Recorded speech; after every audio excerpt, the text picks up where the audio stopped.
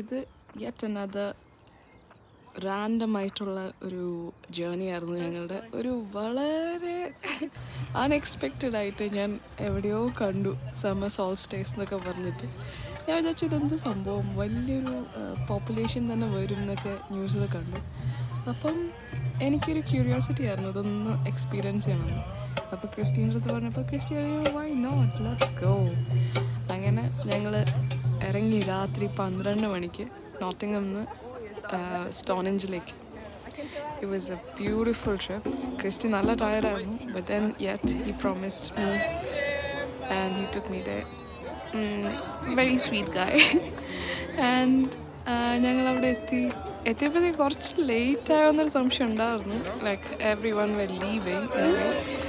Basically സൺറൈസിൻ്റെ സമയത്ത് ഞങ്ങൾ അവിടെ ഉണ്ടായിരുന്നു. But we were trying to cross the fences and you know പശുവിൻ്റെയും ആടിൻ്റെ ഇടയിൽ കൂടെയൊക്കെ ഇങ്ങനെ ഞങ്ങൾ ചാടി പോവുമായിരുന്നു. അപ്പോൾ ആ ഒരു ടൈമിൽ അവിടെ ആ ടൈമിൽ എത്തണമായിരുന്നു. അപ്പോൾ we got late A bit, but it was still worth the visit.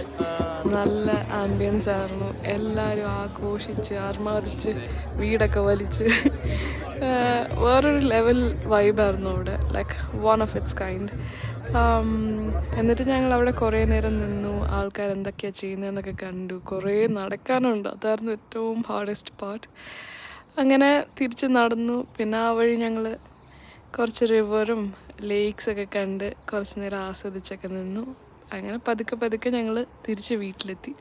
But നല്ലൊരു ഡേ ആയിരുന്നു, വെരി മെമ്മറബിൾ വൺ. ഒരിക്കലും മറക്കില്ല. ഇൻ കേസ് നിങ്ങൾക്ക് ഞങ്ങളുടെ വീഡിയോസൊക്കെ ഇഷ്ടമാവുന്നുണ്ടെങ്കിൽ do like, share and subscribe. വളരെ പുതിയതായിട്ട് തുടങ്ങിയൊരു ചാനലാണ്. I really wish to take forward. So